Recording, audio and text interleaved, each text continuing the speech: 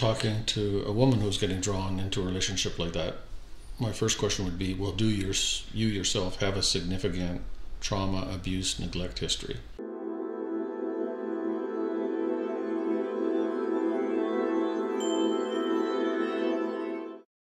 So Dr. Ross, I'm really interested to get a psychiatrist's perspective on the movie 50 Shades of Grey. Did you see it? Can you share any thoughts with us about your take? Yeah, I did see it. I haven't read the books, but I did see the movie. And number one, it's a very well-made movie, good acting, good lighting, etc. But I remember just a little ways into it, turning to the person I was at the movie with and going, oh, I get it. This is a trauma story. Which I sort of kind of knew in advance, but it really kind of sank in as I was watching the whole story unfold, which is basically there's Christian Grey, who's a sadomasochistic, fetish, bondage kind of guy, and there's the Dakota Johnson, who's the naive, relatively inexperienced young woman who's kind of drawn into it, and then it goes into the R-rated sex scenes aspect of it. So the things that struck me are, well, clearly it's very glamorized, it's beautiful people, tons of money, rich guy, beautiful sets. But the core of the story, to me, looked like he had some sort of big traumatic childhood, which we're told, but it's not really sketched in, up until when he was an adolescent, and it was kind of a Mrs. Robinson older figure, started having sex with him for a couple of years. Oh, wow. And it's always that kind of back and forth. Was he a lucky guy because he got to have sex with the older woman? It's pretty clearly stated in the movie, but in a subtle way, that it was trauma. It affected him deeply. He's very bothered by it. He's got all that stuff down. And now he's trying to exercise counter control through the bondage and the domination. And he says at some point in the movie, I'm 50 shades of effed up. So he's, in a way, very clear that this is all driven by his unresolved trauma. And then Dakota Johnson, obviously is tempted, drawn in, wants to experiment, and that's kind of the glamour part of it. But she starts, little bit by little bit, clearly seeing that this is not healthy. There's a compulsive aspect to this. It's driven by his trauma. And she's already starting to set some limits, pull back. That's weird, that's sick, that's unhealthy, I'm not doing that. And then I know in the subsequent books it goes in the direction of they kind of meet in the middle. He's drawn her into that lifestyle, but she's drawing him out of the trauma, out of the need for control. So it's kind of a, the heroine rescues the poor suffering trauma victim, which is okay. But the downside of that is, well, then the woman who's the victim of the controlling bondage guy now becomes the rescuer, and it's her responsibility to fix him, which is not a real good message for abuse, childhood sexual abuse, trauma survivor women. Right. It's not very realistic. No, it's totally unrealistic. I mean, what are the odds that the guy's going to be flying you around in his private jet sort of thing, or private helicopter, which he's the pilot of? So it's very unrealistic. But the romanticization part of it's, to me, a bit of a concern. Because it's delivering the message that this is fun, but simultaneously delivering the message this is all unresolved trauma, it's unhealthy. Right. And we've done, I know you've mentioned it in a few videos, but we certainly have at least one specific video on childhood sexual abuse and how that affects someone as they go through their life. And as somebody who really specializes in trauma and helping people work through that trauma, I think you shared a lot of interesting perspectives in that video. Do you feel that the movie, somewhat glamorized, what these different behaviors that he's taking on as a result of the trauma, that it glamorizes that he was traumatized and abused as a child? Well, it glamorizes clearly in the sense of the average person who's into that kind of lifestyle doesn't have that kind of money. The room's not so glamorous. It's not so nicely lit. The people aren't probably quite as good looking. So it's all Hollywoodized and glamorized.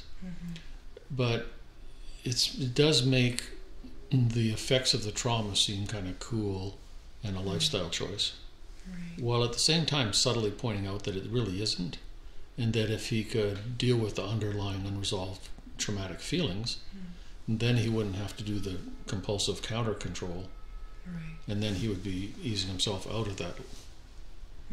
So it's a very mixed message. And I think that there's a very thin line between what would be a, kind of harmless fetish or interest that people are in. Certainly it's not inherently a bad thing that people have certain fetishes or sexual interests or whatever, but it certainly calls into question where the line is between what's just some kind of harmless, fun fetish and what is maybe something that is covering up or being used in a way to try and heal from this, really significant trauma that this character went through as a child. Right, exactly. So to me, that it's, assuming we're not talking about criminal behavior, but if it's more, quotes, lifestyle choice, from a psychiatry trauma point of view, it's not really about the behavior as such. So one person with no trauma history, who's just a person, could be choosing to do that behavior. There's nothing for psychiatry to say about that. The concern is when it's the same behavior, but it's all driven by unresolved trauma. It's got this kind of compulsive quality, and you're just using it to dampen down and avoid the feelings that are buried. That's when it's a psychiatric issue. Okay. So can you maybe talk more about that, for somebody who might be interested in these kinds of things? We know that it's growing in popularity, and certainly after this movie, now you're seeing all of this type of bondage gear sold all over the place, and even sold in Walmarts and things like that. So it's certainly being normalized in the culture. But is there kind of a frame of reference you could offer for, helping someone, especially somebody who's maybe involved in a relationship like this? Where is the line drawn between, it's just a fun fetish or something the person is interested in, or it's actually maybe a sign that there's some kind of trauma or pain that person is trying to cover up? Well, that's a very good question for which there's no precise answer. But basically, talking to a woman who's getting drawn into a relationship like that, my first question would be, well, do you yourself have a significant trauma, abuse, neglect history? If not, if you had a healthy childhood, then my concern level goes down. But if you have a big, especially sexual abuse trauma history, then I'm going to want to know, okay, why are you doing this behavior?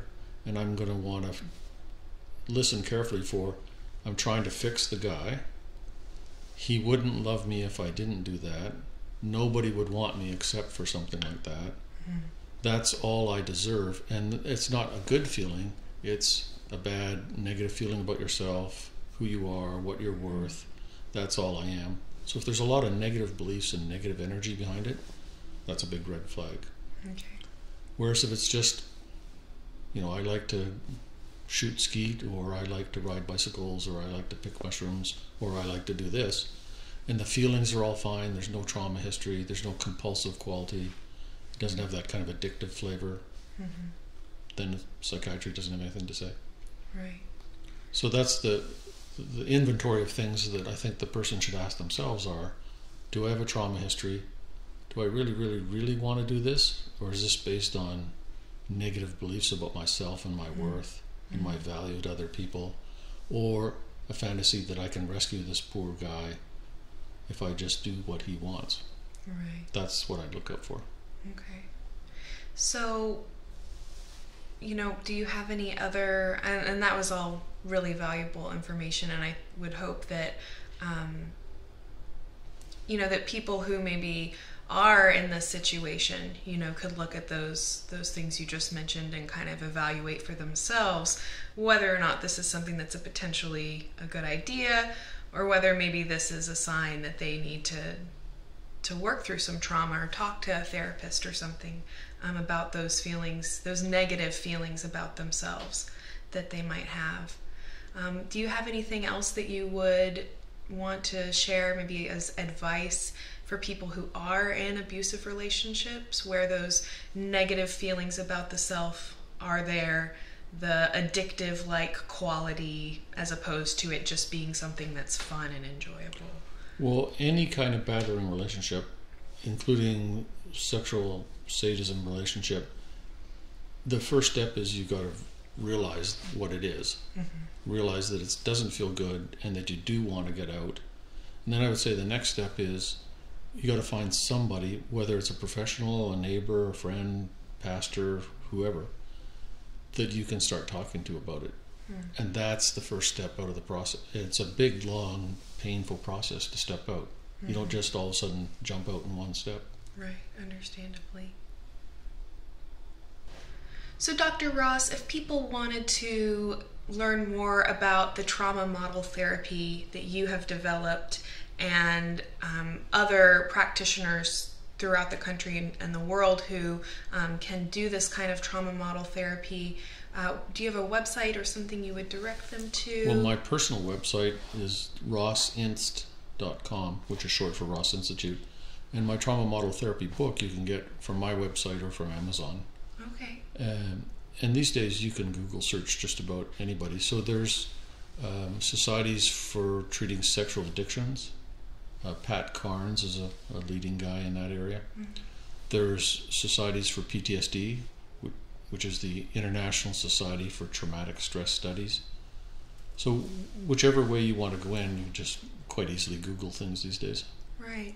And do you think that the trauma model therapy book that you mentioned would be valuable for a patient as well as for a practitioner? Kind of mostly for therapists, but very readable for clients, patients. Okay. And that's available on Amazon and your website and everything, I imagine. Great. Well, thank you so much for sharing your thoughts today, and I look forward to chatting with you again soon. Good. Thank you. Thank you so much for joining us today. I look forward to reading your thoughts and feedback in the comments area. If you have topic requests or questions for us, we are always happy to field those questions and requests. Thank you so much for watching. I'm Psychetruth Correspondent Corrina Rachel, and I look forward to seeing you again soon. Thanks.